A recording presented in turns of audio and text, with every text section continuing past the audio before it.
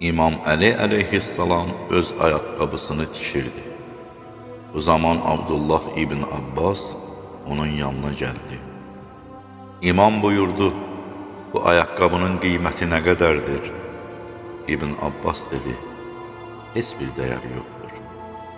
İmam Əli əleyhissalam buyurdu, Allaha and olsun, bu ayaqqabı sizin üzərinizdə rəhbərlik etməkdən mənə daha qiymətlidir.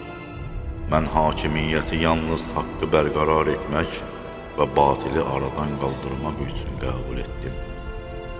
Agah olun, Allaha and olsun, mən düşmən qasana qədər haqq yolunda dayananlardan idim.